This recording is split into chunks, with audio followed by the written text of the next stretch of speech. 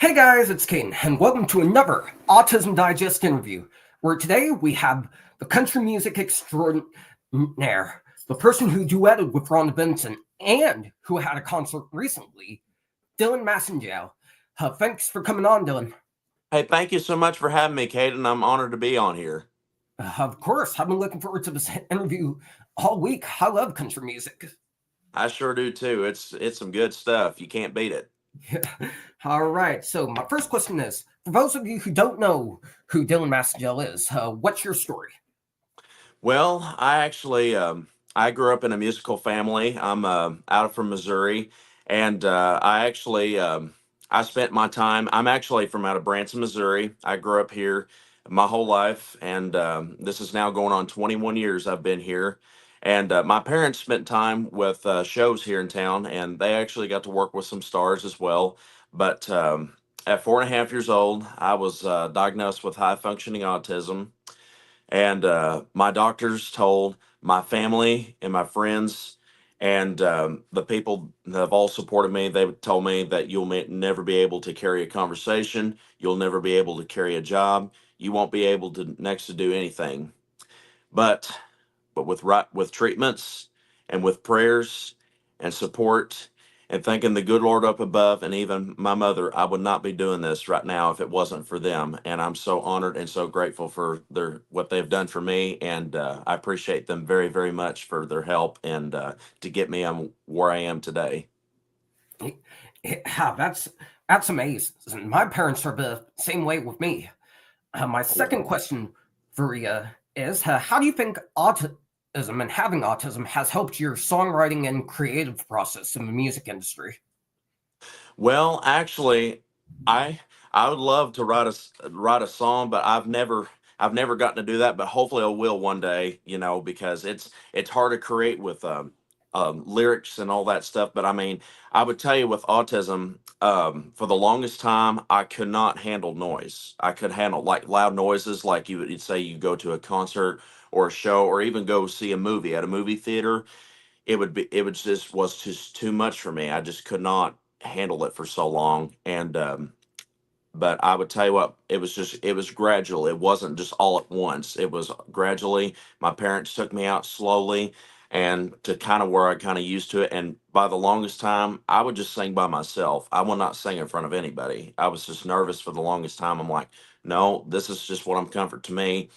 And I sang. It was my debut. I was about 10 or 11 years old, and it was a show here in town, and they're still going, but it's a show called Branson Country USA I was on. And it was a Christmas part, and I sang the George Strait Christmas Cookies. I came out and sang that, and I saw the people out there, and I'm like, you know, this was fun. I actually, because the people, it's just like, you're singing in your own living room. You've got people there that's watching you, and they have your support to you. And I've been doing that now. This will be going on 10 years ever since that happened. And I'm just so honored and grateful for everything. Oh, 10 years is awesome. And now, my next question for you is, I watched one of your interviews you did with your dad on a radio show, and you talked about getting a song that Rhonda Vincent wrote with the late Daryl Singletary. Yes. What was that experience like working with her? I could say it was one of the greatest honors of my life to get to share, because I watched her on TV shows when I was just a little boy, because my grandpa, it all started when I watched Daly and Vincent. It was her brother, Darren Vincent, that was with the group. And I watched them, and then all of a sudden I was like, I had no idea he had a sibling. And I watched her, and I was like, wow. I had no idea Rhonda and Darren were brother and sister together.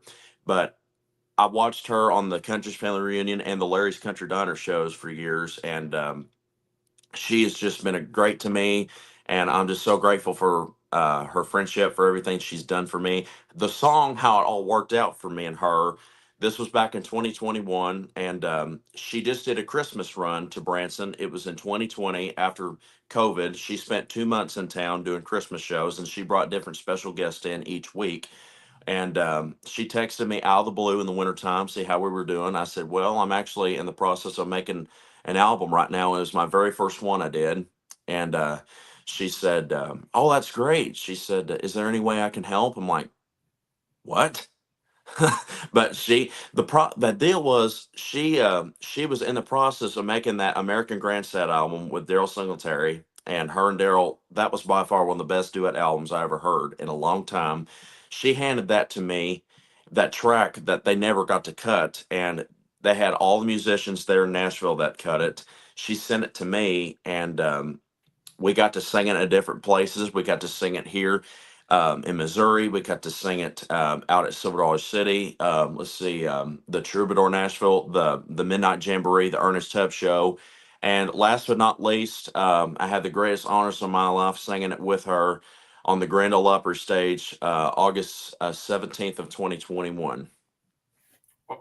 I bet that was awesome. The Opry is one of the biggest country music venues in the Yeah. world. And as I was telling you before the show, I've been to the Opry myself. I lived in Nashville for a time before I moved here to Ohio. Oh, wow. I tell you, it's really cool. Just the environment of Nashville. I've got a lot of friends there in Nashville, and going to see the Opry is quite the experience to go see. You get to see your favorite artists who get to take the stage, and it's either music or comedy or whatever they have going on that night, and it's really something to watch. And it's all I could say is it's magical how they bring it to life on stage out there.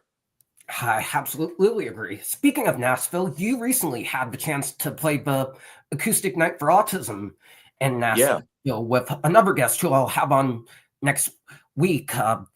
Doris O'Day, I believe, is the organizer of that event.